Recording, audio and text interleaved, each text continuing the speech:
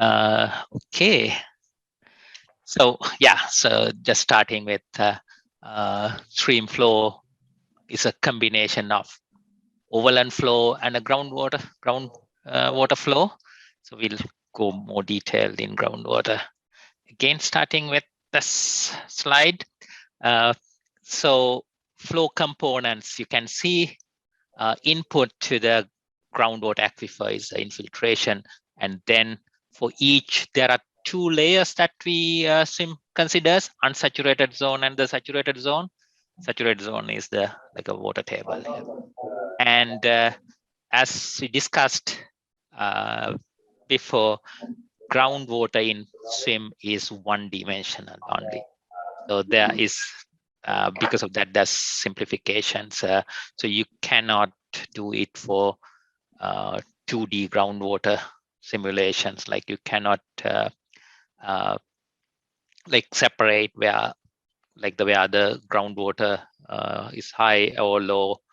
Like you can do that in a way if you have very small subcatchments, but the problem is still it's 1D only, so one aquifer doesn't communicate with other aquifers surrounding. So it only communicates with the receiving node in the hydraulics. Okay.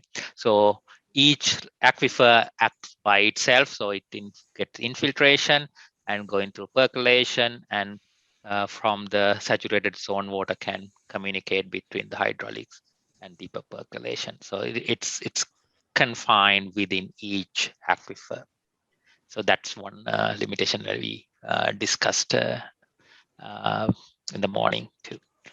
Okay, so similar to all other components, the governing equations are, so it has one equation for unsaturated zone and saturated zone.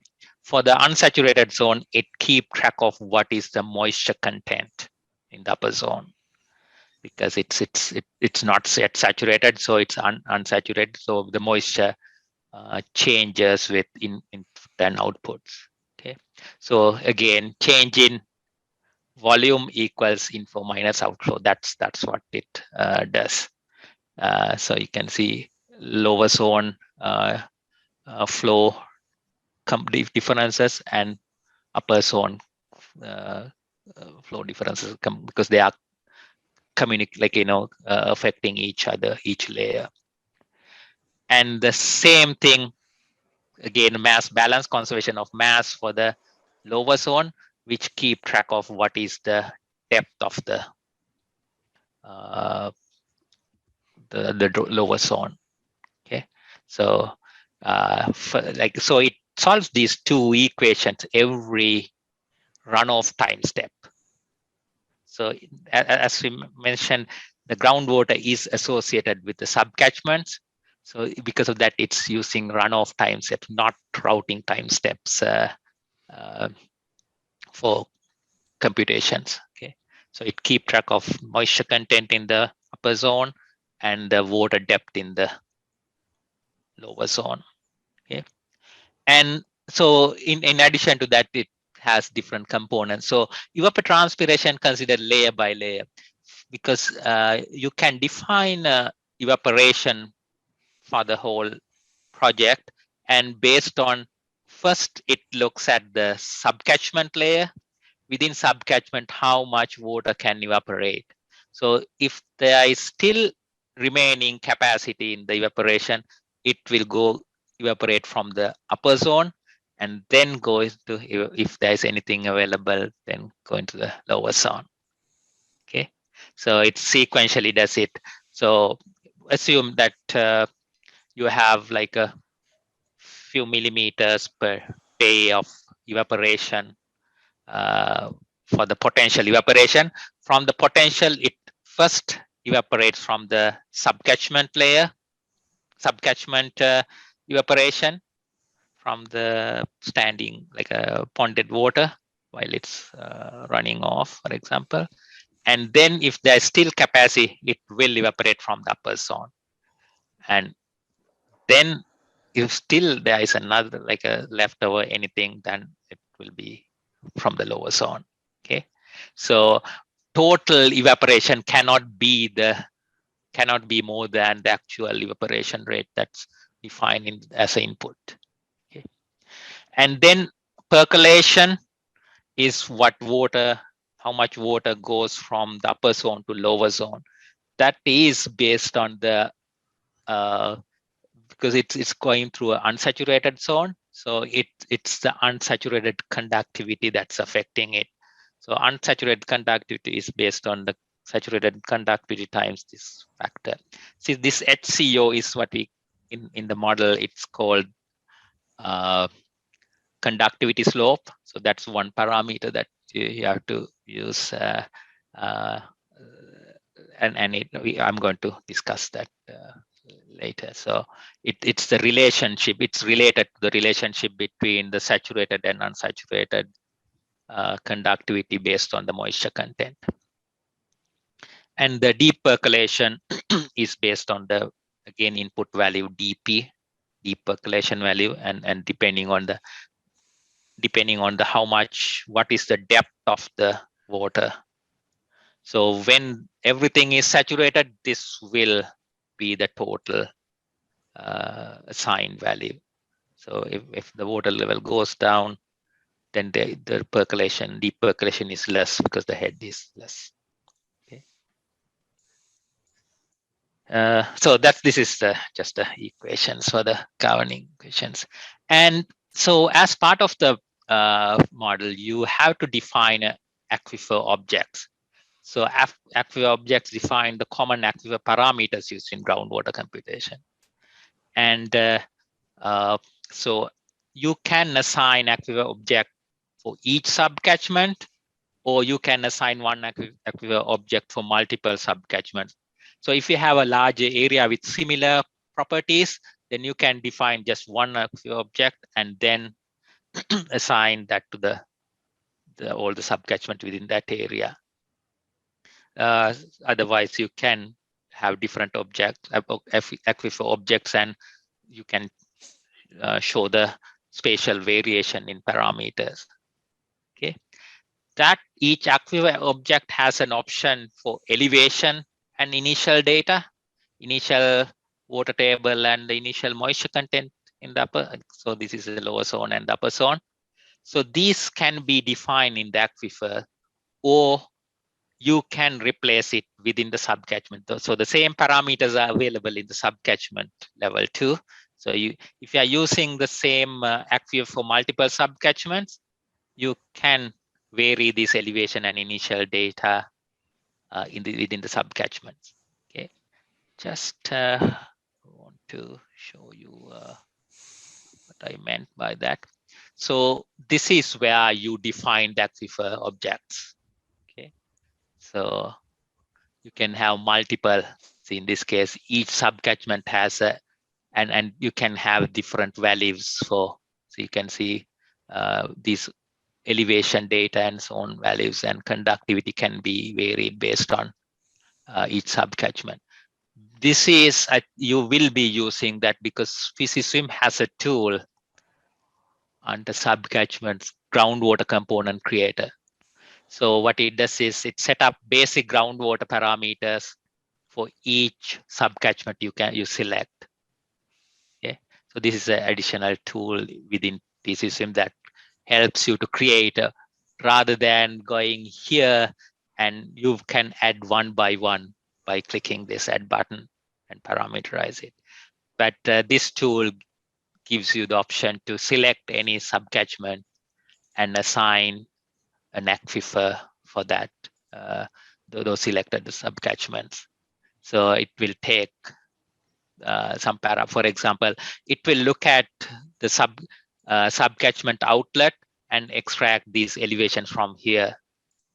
So the invert of this node will be the bottom of the aquifer, and rim elevation will be the surface elevation, for example, and then typical values. But then you can once they are created, you can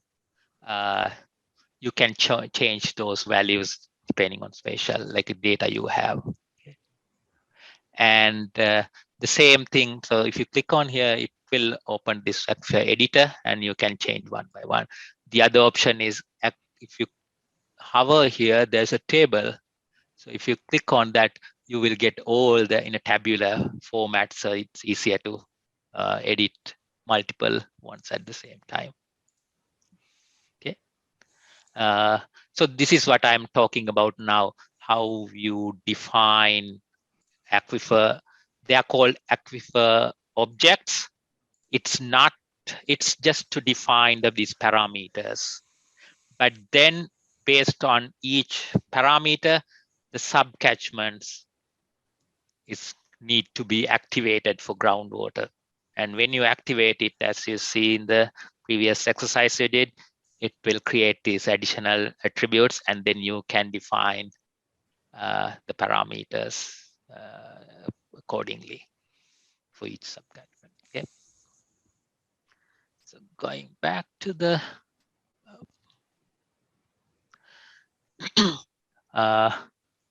so as I said, some of the parameters, these lower parameters can be replaced, overwritten by subcatchment attributes. Okay.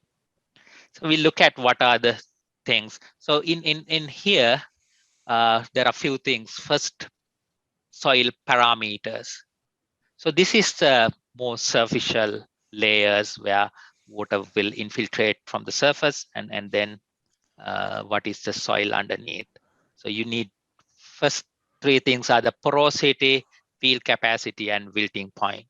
So what are they really? So this is little description, some background information. I think probably most of you may know. So wilting point is the point when plants can no longer extract water from the soil. That is like a dry soil. So when the wilting point, like the soil reaches a wilting point, usually the vegetation dies because there is no more water for plants to extract.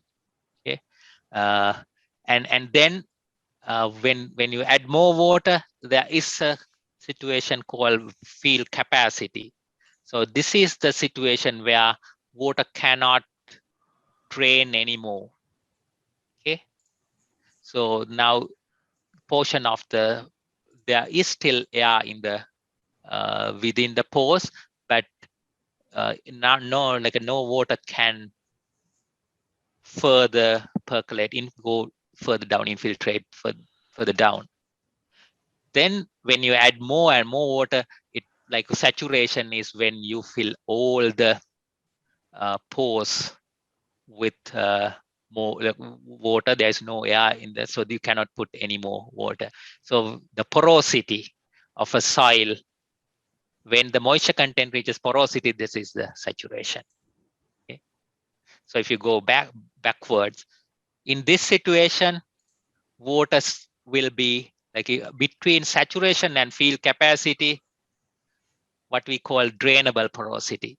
Water can drain from the soil, but as soon as it reaches field capacity, it no longer infiltrates further down, percolates deeper. Okay, and then when you wilting point, water cannot be even taken by the plants, so evaporation doesn't happen. Okay, so evaporation can happen any of these situations. Okay, because water can be infiltrated, evaporated under saturation condition of field capacity, but not so in a soil. You cannot in swim modeling, you cannot go below wilting point. If you want to go below wilting point, what you have to do is you have to heat the soil like in a oven. So that's only how you can get these things removed. Okay, just those are the things that swim considers all these parameters, all these things. Water can infiltrate only if it is between saturation and field capacity, and evaporate only if it is above wilting point. Okay, so that's why we call it between porosity or the saturation and field capacity. We call it drainable porosity, And then between field capacity and wilting point is the plant available water. Beyond that, it's only through unavailable water beyond that. Just a little bit of background on soil properties. So then there are other things. So you need to define the conductivity, which is the saturated hydraulic conductivity. And then HCO is the conductivity slope, where it comes from the hydraulic conductivity versus moisture content from these graphs. Okay. Again, you can find values from literature depending on the different soils. Even the reference manual has some values that you can extract. But again, you can use this as a calibratable parameters, because groundwater is requires some calibration, because you may not know all these parameters beforehand. So the conductivity is something that you can measure inside. And tension slope is again similar to conductivity slope. It's matrix suction and water content relationship. It's not very used, it's not very sensitive to, but conductivity slope is sensitive, as you will see later. And then there is a upper evaporation fraction. That is how much, what portion of the evaporation can be taken from the upper zone. So you can have a fraction defining that. Okay. And then the lower evaporation depth. So that is the maximum depth where evaporation can occur. This is usually dependent on vegetation, how deep the root zone goes. So if you want like more accurate values, you can find that based on the vegetation. But again, these can, like, you can use them as a calibrated parameters too. And then, lower groundwater loss rate. That is the rate water can go like a deep percolation. So this is this component here. Usually it's given as a millimeter per hour or inches per hour as a rate. May I ask a question? Yes, sure. And here the is for the upper zone evapotranspiration is a fraction. Mm-hmm. It's a fraction of what? Oh, fraction of like of how, because there is available. See, there is available. See, yeah. So in groundwater, there is evaporation. Evapotranspiration can happen from upper zone or lower zone. Okay, and so like there is a potential evaporation that you can define for depending on the season, like a temporal value as an input. So part of that will be removed from the subcatchment. Okay, and then from the remaining evaporation amount, how much will be, so you can define how much, what fraction will be from the upper zone, what fraction will be from the lower zone. It's a fraction of the total total available, yeah, from the transpiration. That's but that's if the upper zone, so the upper zone is wet or dry, it doesn't matter. It's kind of a no, it's again, it's like, yeah, so that defines how much you can evaporate, but it again, it's limited by the available moisture. You know, okay. Yeah, so it's like, it's, if you say 35% of the is the upper zone, or 0.35 is the upper zone moisture, like the evapotranspiration fraction, then it will try to see whether it can do 0.35 from here, from the upper zone. But if it is dry, what will happen is it will evaporate from this. If it is, so it's a limit. So it's just the upper limit. Yeah, Yes, yes, Okay. for the Thank layer, you. because if it is dry, you don't have, like, you cannot evaporate from there, no? So it's limited by the available moisture. Thank you for the Yep. explanation. And so this gives more flexibility to what you can do. And then the lower and the bottom, again, then these are elevations defined in the aquifer. So bottom elevation, what is the bottom of the lower groundwater zone, and the water table elevation is the initial elevation of saturated zone. And So this is the also initial. for this one, always feel puzzled that you see when you have sloped topography, so how you define this bottom elevation, because it's sloped. So Yeah. so No, you have a rule of thumb to how you approach to define the bottom elevation, the threshold elevation, these kind of values. Yeah. No, because it's assumes like uh, like parallel to the. So all the layers, all the levels are assumed to be parallel to the bottom. So this is bottom elevation is a average value of the lower zone, and then water table is again how much above that is water table. So as I said, it's 1D, so it's not looking at the sloping, like the groundwater elevation. I think I have more figures, maybe.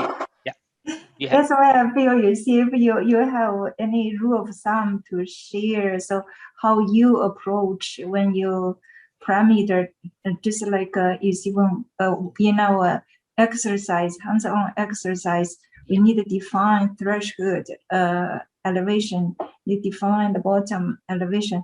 Yeah. So what's your experience? Yeah, I think, what we usually do is it's again going from based on the connected node. So let me go to the model again. So, yeah.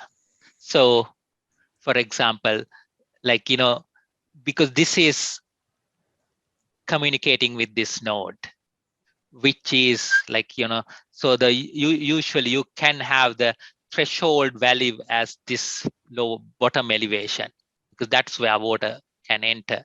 If the water level goes above that, water will get into the hydraulics. So that's usually the starting point. And then the surface elevation is usually we assign as the rim elevation. Okay, so in this case, and then the bottom elevation can be like depending on the layering, like maybe few meters or few feet below that level. That sounds great.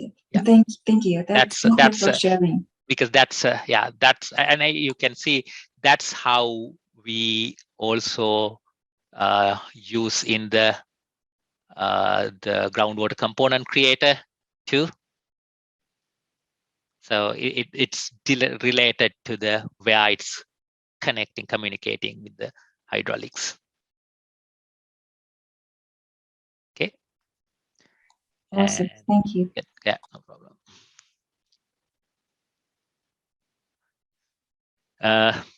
And so initial elevation and also initial moisture, because any model needs some initial conditions. So that's why for the lower layer, lower zone, we define the initial water table and initial moisture for the.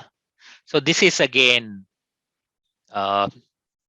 you can like start with a initial guess, but if you're doing like a few days or few weeks of modeling, you will see it will set like stabilize to the correct situation. And again, depending on the period, you can define, like if it is in the spring, you can have a higher initial moisture, but in a fall, some late summer, you can have a less initial moisture that way too.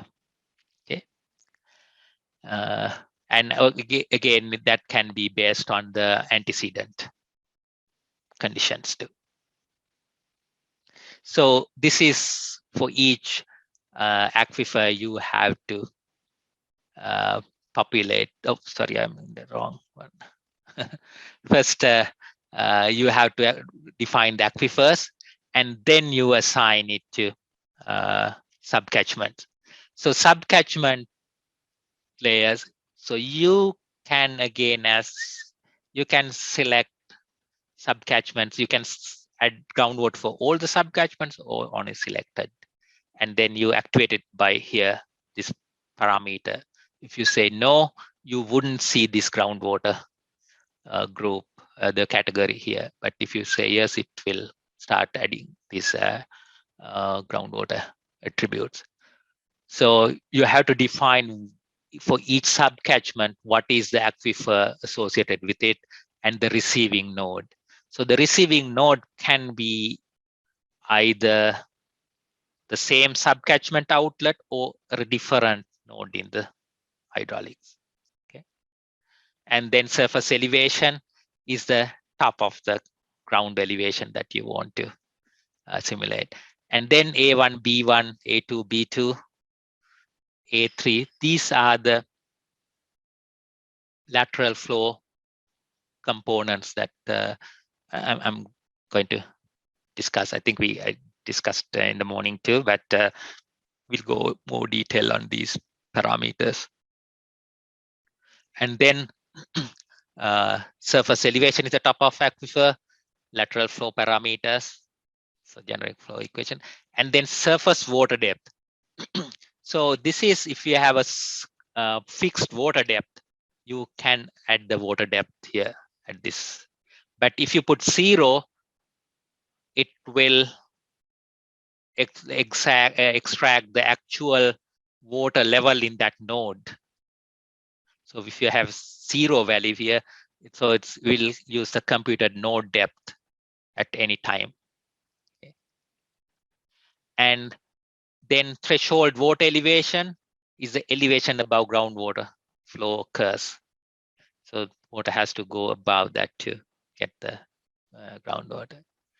And bottom elevation is the bottom of the, so this one can override the value in the aquifer.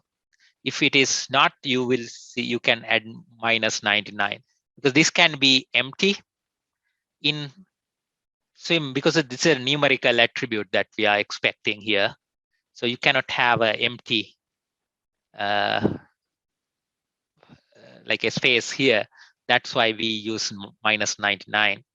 So if you have if you enter -99, that means it's not used. So in that case, if it is -99, bottom elevation is taken from the aquifer directly. Whatever the value in the aquifer will be used. Can I ask a question real quick? So yeah. Generally speaking, whatever you put in the aquifer will get overwritten by what's in the subcatchment unless you put a 99. Yes. -99. Yep. Is that what you're yes. saying? Yep. Okay, cool. Yep. Thanks. But only it's only applicable for these because there are these values are not in the aquifers. Any overlapping ones, okay. Only threshold. Bottom elevation, initial moisture. Thank you. That's those. Yeah. So initial elevation, bottom elevation, and then the initial moisture content. And swim recently added, this is in 5.1, they added another 2 options. So this was the only available option before. So you have to follow this format to find the flow. But recently, it's a couple of years at least now. So you can write your own expression for lateral flow equation, even different from these. Okay. So you can have two lateral components. So you can have one component here and a separate component, like a separate expression to represent a different type of.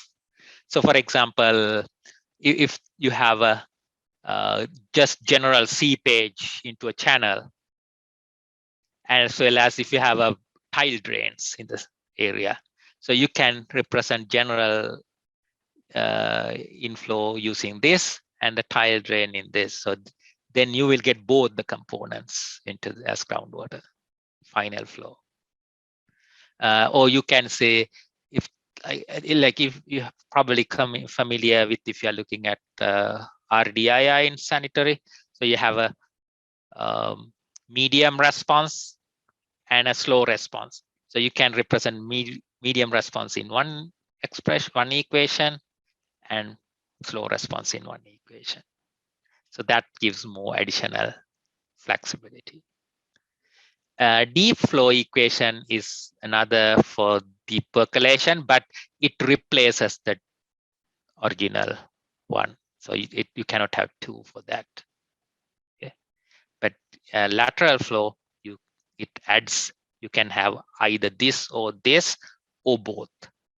But deep flow, either this one or like the generic one, based on the actual depth, water depth, and the deep and this lower loss rate value. Okay, so I think those are the parameters associated with, and you can see there are multiple parameters that are affecting. So it's like input intensive groundwater. So there are, because of that, there are a lot of uncertainties, and you may not have all the information related to this. So calibration is a big component in groundwater modeling. So that, and we're going to cover that to a demonstration too. Okay.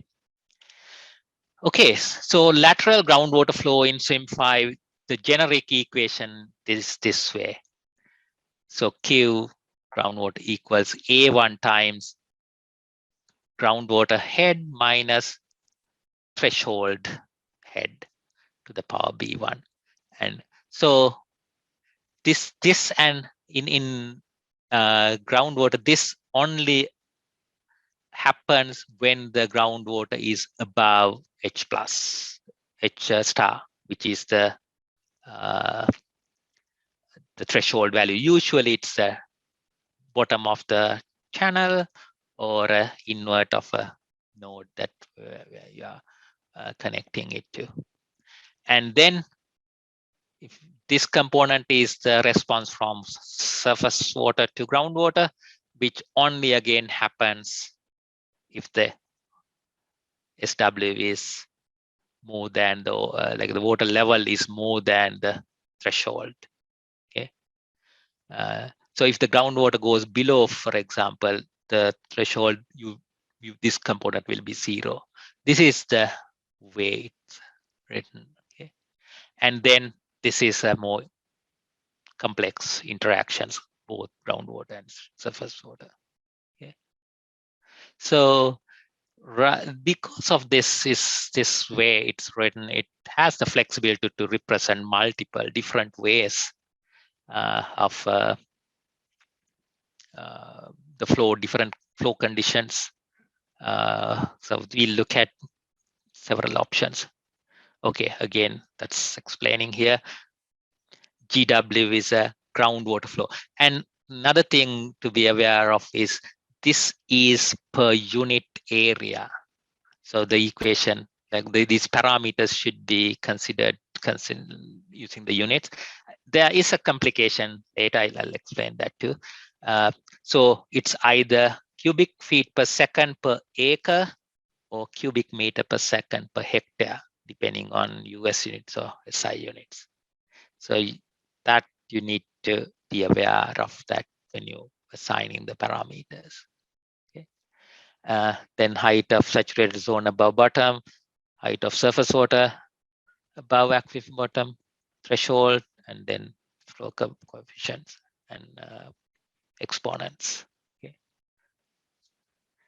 So using this, we can simulate different components. So you can use either, there are one option you can assume as a linear reservoir, or the Puig-Forchheimer equation, Forchheimer equation, or Hugot's equation in tile drains.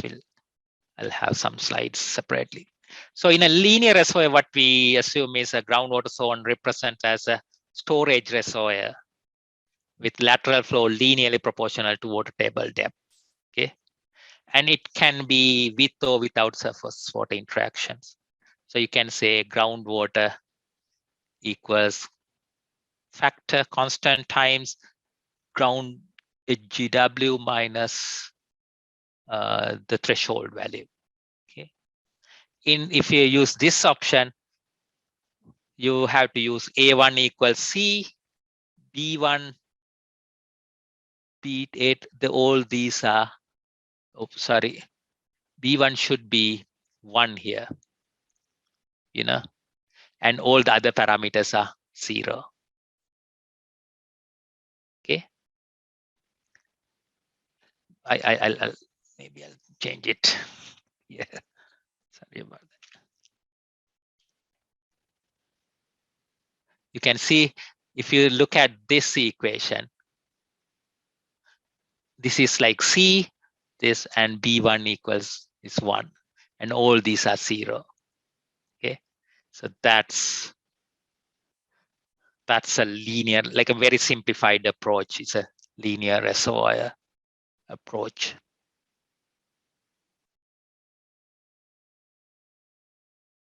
Okay, so A1 equals C, B1 equals 1.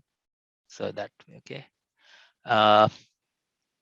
And in this case, this is, the flow is based on the chain, like a difference in groundwater and SW.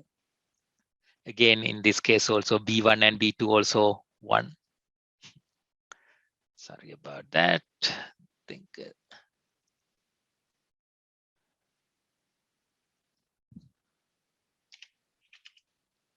okay. So A1 equals C, A2 equals C, B1 equals 1, and B2 equals.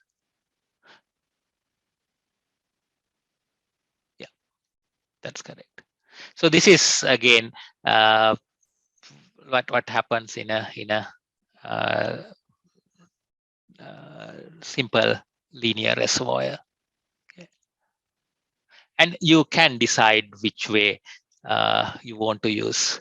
So this is a more assumed uniform steady infiltration, and surface level is affected only by groundwater. So in this case, so you can see the head is not, like in reality, as we discussed, it's not like a flat. So usually it's going like this, and like, you know, more steeper as you go, because more and more water comes in, and then there is a more steeper slope here. In this situation, like you can write this situation using this approximation based on the H1 and H2. But in reality, we don't have these two different values here. So the groundwater head is, we can say H1 like an average of these two. Okay, like another approximation. So if you know these two, you can say actual groundwater, because swim groundwater is a more flat here value. So GW, and substituting this here, you can get this equation. Okay, and in this case, A1 equals A3 here, because there's no SW, because this is a combination. No? So this is like A3 parameter. So A3 is the same as A1 but minus 2K saturated minus L squared. And B1 equals 2, A2, B2 equals 0. So this is a situation you can assign for the water getting into the surface water body just through like this is a sort of a using Darcy flow, but the only difference is this it's a assume the uniform steady filtration situation. Practically, I don't use this in real situation. This groundwater is slow to response, but water level in the channels is not only affected by this groundwater. It's from upstream areas too. So water can fluctuate more, like significantly here. So because of that, I usually don't use, but I use a more direct Darcy flow equation. I'm going to discuss in 2 slides below. Okay, but this is if you have this type of situation, this is more like if it is going to a reservoir with the water level doesn't change that much, it's only affected by the groundwater, then this is a good approximation. But if it is a channel, because at peak flows you will see water level rises quickly and drop, but groundwater is slower, so there will be a discontinuity between water level in the channel and the groundwater. So water will be like that, but then this will be much more fluctuating. That's why it's difficult to get the same equation unless you have very uniform steady conditions. Okay. So H1, H2, based on H1, H2, you can substitute this, and this is the equation. Okay. And again, what I found is sometimes if you use the same parameters, K sat as millimeter per hour or inches per hour with length feet, or this will be a very small value. That is, in a way, that is because we assume the slope is because the slope is changing and we have a much higher slope here. Because of that, I think these parameters may not represent exactly the considering the units conversion, because QGW is in cubic meter per second per hectare or cubic feet per second per acre. And then if you convert these might be very small values, which will difficult to match the flows. Okay, so that's why like calibration calibration parameter is important in this situation. But this is a situation with when you have a tile drain. I think you may be familiar with the Hugo's equation that's used for tile drains. So you have tiles and infiltration is captured by these drains. So the head will be, the groundwater will be like this. Okay, that is again not similar to swim groundwater. So we need the average groundwater head for this. So that's why we average this. And M is the H1 minus the thickness, the distance to the impermeable layer. So if you substitute these two, you get this equation. So this is again, you can simulate this with that generic equation. So you can see this is the A1 value, and then B1 is number 2, then A2 is this times this, and B2 is 0. because there is no HSW power here. And then this is the, you can say this is A3, because you can multiply by B naught, which is the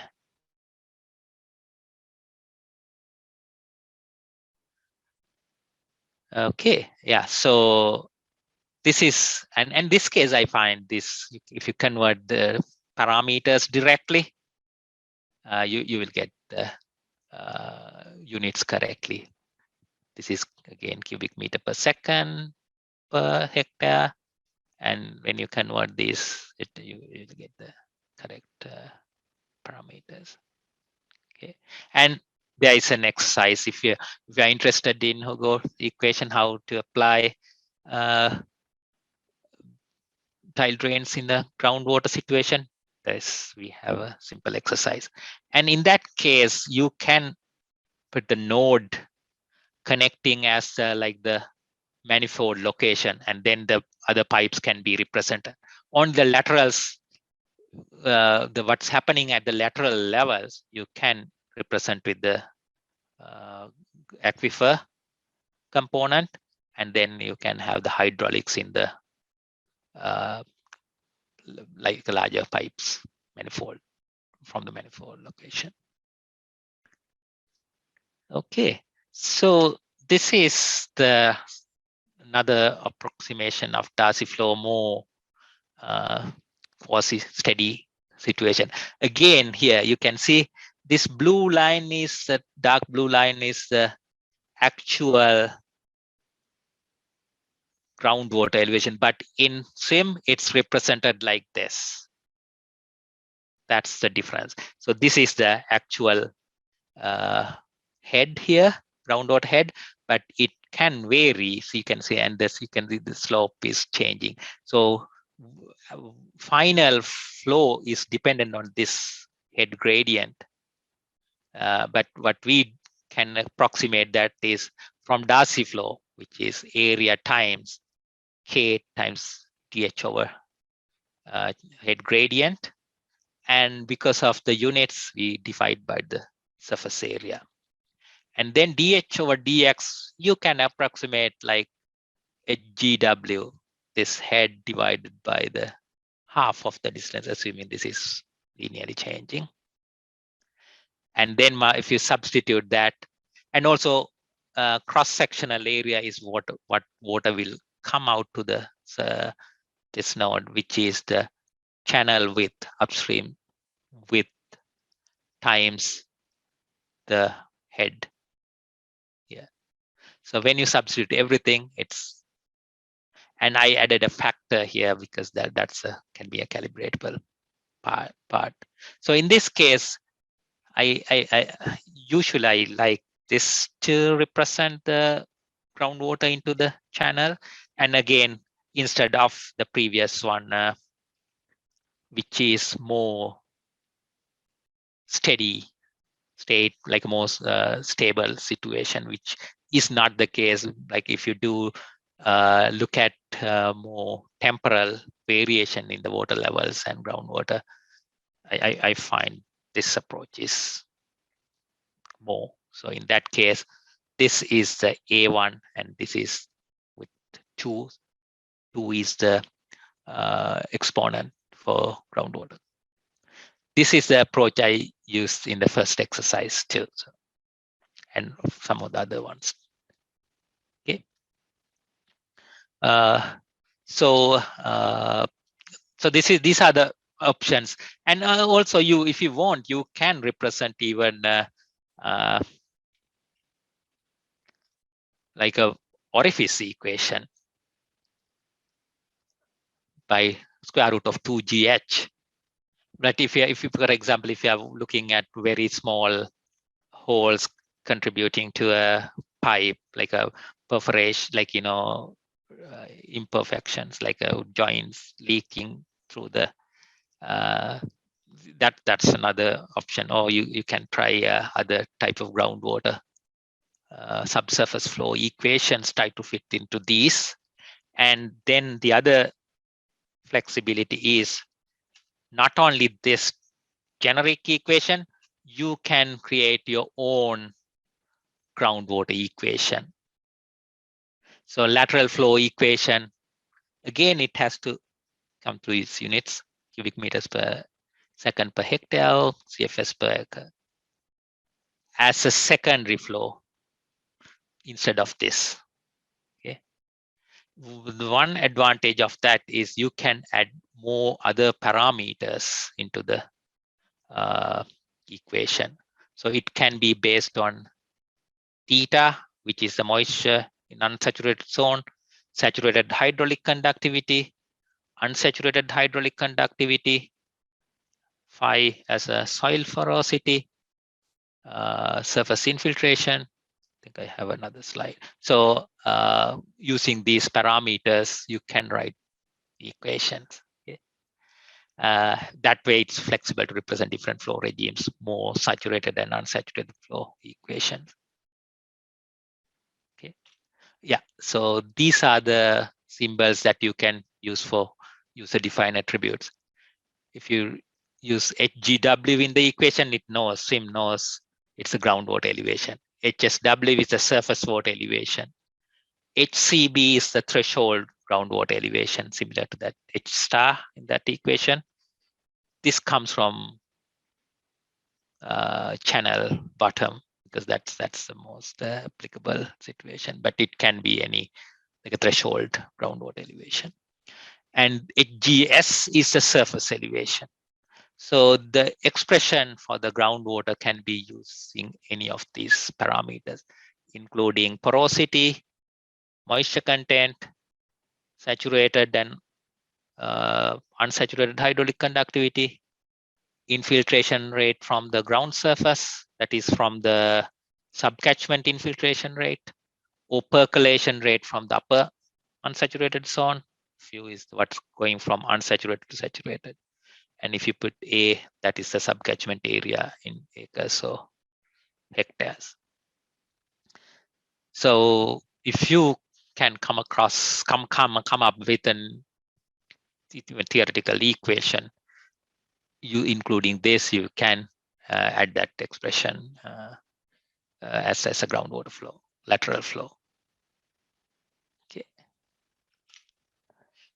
So yeah, then these parameters, like how can you use to come up with what you want to get the flow? So as I said, calibration is a good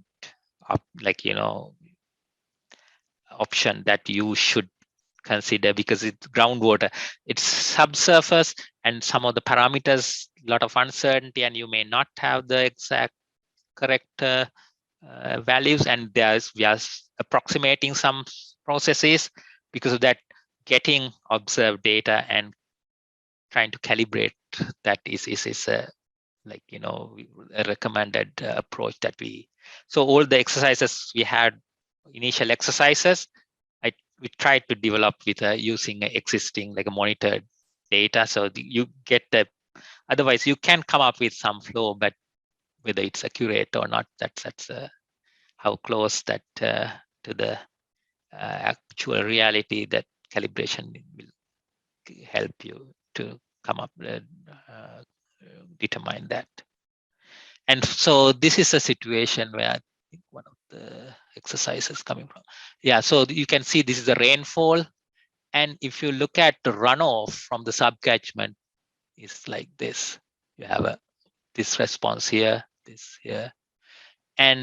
But actual inflow to that node is something like this, because the groundwater is, so you can see 0.8 cubic meter per second is a peak runoff, but there is almost 1 cubic meter per second coming to that node, which is contributed by groundwater. So you can see this is the groundwater flow component. Okay, and so how can we modify this groundwater response based on different parameters? So this gives you some indication. So lateral flow parameters usually is sensitive to increase the peak values. So how high or low you want the groundwater response be. Usually it's determined by the lateral flow parameters, those A1, B1, A2, B2, or the expression you will write to user-defined expression. Then what is the in the rising limb, how you want to make it like a far, steeper or shallower, like a steep. It's usually based on some good sensitivity parameters are high conductivity slope, saturated conductivity, and the thickness of the unsaturated zone. If it is because water won't flow, groundwater won't flow until the only from the saturated zone.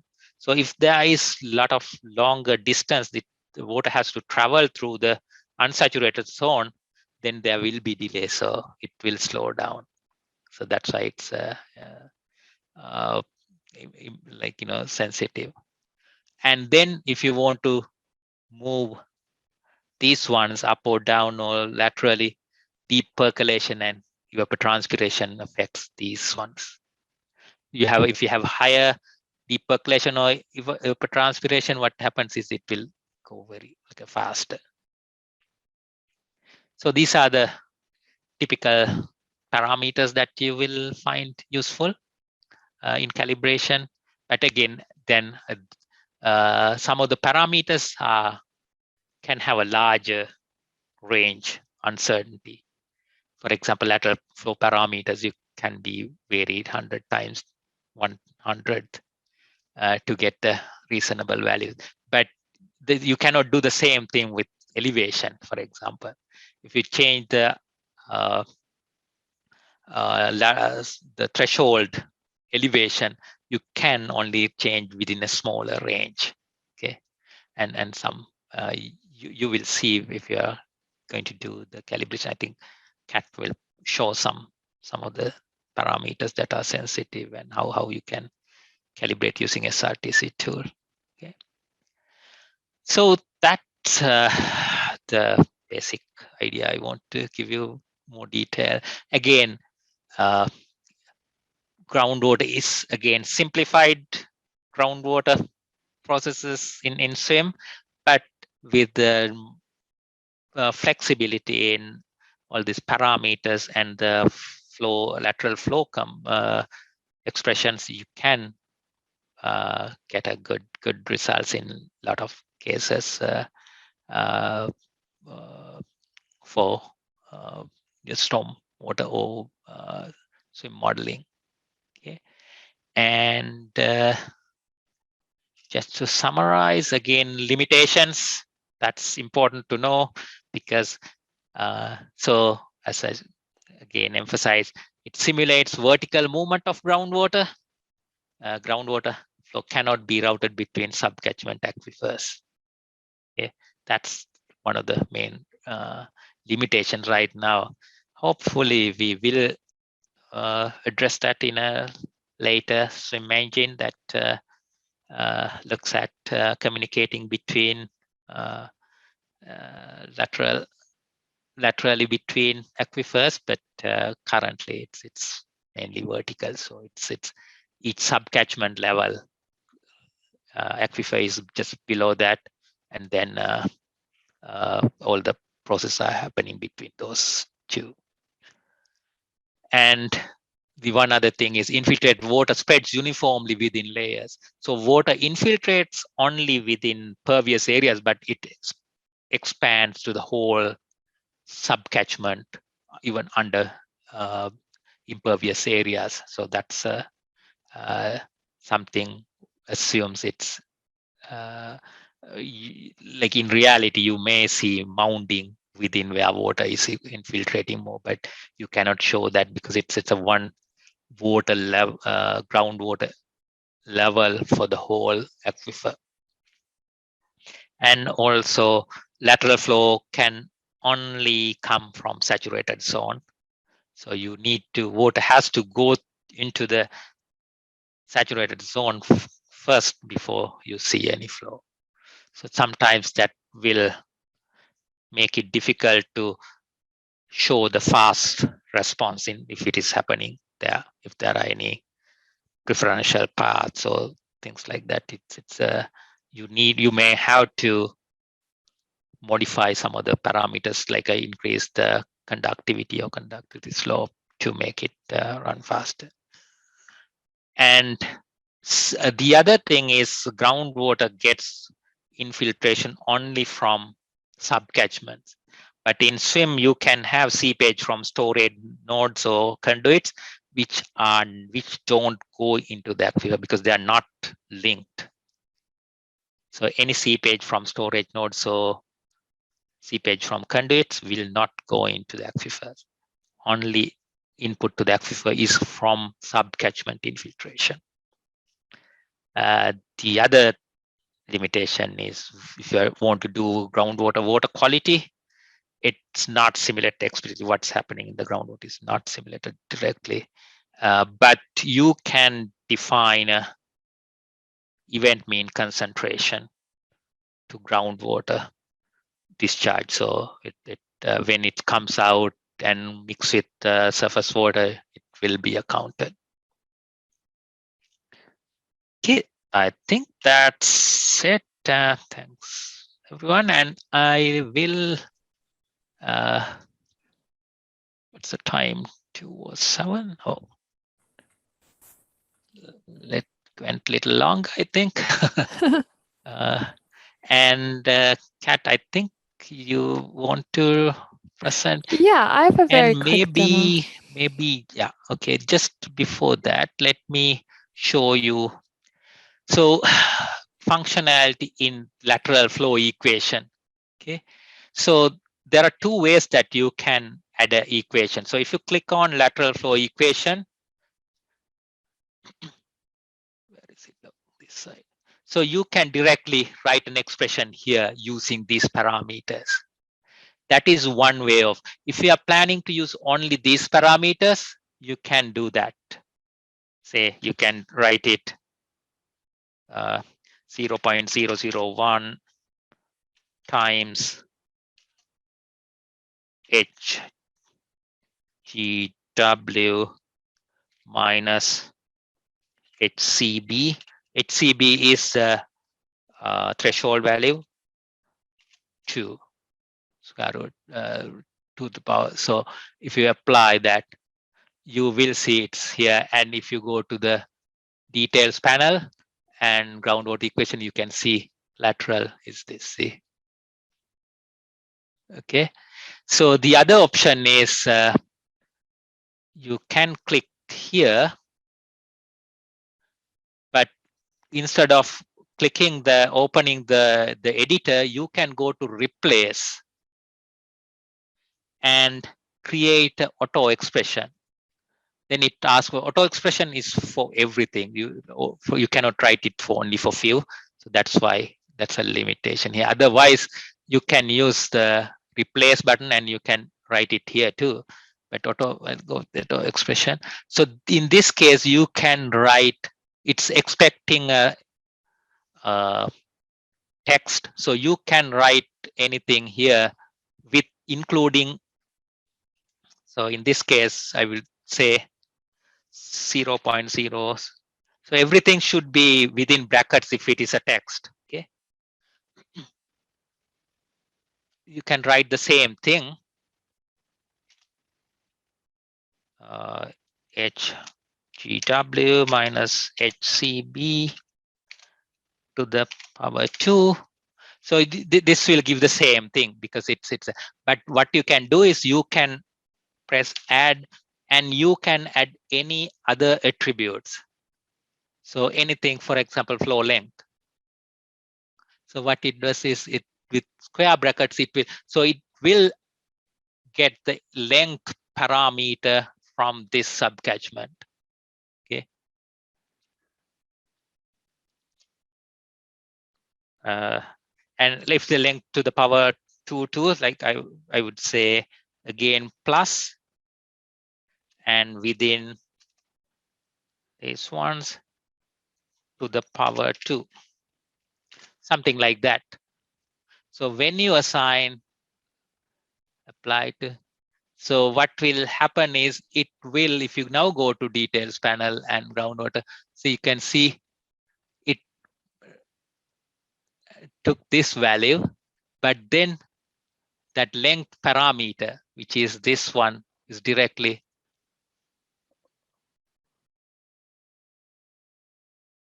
what was the equation I used? Sorry. Oh, there is 2, and yeah, it 2 times. It should be have to be 2 times. See, 2 times. See, then 1420. It took that parameter value from this flow length. So if you want to use any other parameters other than this, like the allowable ones in the flow equation, you can use this. And next exercise usually is use like uses that too. Okay, I think I'll get any questions. Yeah, I have one. So when you on your slide for Darcy's law, when you show Q equals factor times K set divided by L squared, you created that using that method you just showed? Yes. This one, sorry. Yes. So in order to get that Darcy's equation, you used that manual user setting to do so? Yes. Yeah. That's right. But you can, in this case, it's you like, because it's a factor, this factor, I have to have a user defined attribute. But otherwise, this part can be just, you can use A1 for this. But the length, if you want to get the length, you need to use a expression like that. Yeah. You can enter the value here, or you can extract from attribute. Thank you. Did that explain? I guess maybe one question. So the factor in this case is not A1. This is something different. No. It's a calibration factor to bring it, because as I said, this is the slope here. It is different from what we assumed the slope is. This is a general slope, assuming it's half of the reason, but what actual slope is what's happening at the interface here, which may be much higher. So you may have a different factor. And that's a fully calibrated, it's just fully calibration. You don't have any, I guess, logic for starting an initial value, or? Yeah, that's when I use KSAT in millimeter per hour and length in meters, it gives a like good initial estimate. Actually, factor is like before that, like few times this one probably. Yeah. Thank you. Yep. Okay, Kat, I'll. So Nanda, now with the time, it's already 1/4 after, which they would only have, if we were to stop now, a half an hour to do the 2 exercises. So what I suggest is I hold off. The next presentation and next session isn't that long. So how about I hold off? I'll start off with the RDII, and we'll start session 4 at 3 o'clock. I think that would be a lot easier. Okay. To do. That makes it. Yeah. So let me share my screen, and I'll just introduce the next. Okay, so I'm going to do my my calibration demonstration in the beginning of session 4, just because we're short on time. It actually works better because I'll be using the exercise developed in this lesson for my calibration demonstration. So we'll start again. This is 2:45. I'm going to update it to 3 o'clock and move the meeting to 3 o'clock. But in the meantime, between now and 3 o'clock, you can try either one or both of these exercises. The first one is groundwater modeling using user-defined expressions or equations, very similar to representing the Darcy flow as a lateral equation, like Nandana mentioned. And tile drains is very similar. We use a lateral flow equation to represent the tile drainage. So both of them kind of have a similar approach. But if you only want to do one, I recommend the first one. If you are really interested in tile drains, it's a bit shorter, this exercise, the second one. So you're welcome to try that one as well. Of course, there's discussion boards associated with each lesson that Nanda and I will be monitoring. If you do get stuck for any reason, feel free to email either myself or Nandana, and we will make a Teams meeting to answer your question, or we'll supply an answer. Okay, so I'll let you guys to it. I will be updating the workbook, so you may want to refresh in about 10 minutes, and it should show up as 3 o'clock. And then from 3 to 4, I'll do my demonstration. Nandana has another quick presentation. There is another hands-on exercise, and then we're done. There is a Q&A session at 4:15 if you're interested, but we'll get there when the time comes. So with that, I will end this meeting. Good luck, everyone, and you have till 3 o'clock, so you do have quite a bit of time to finish at least one of the exercises. So good luck, everyone. Bye.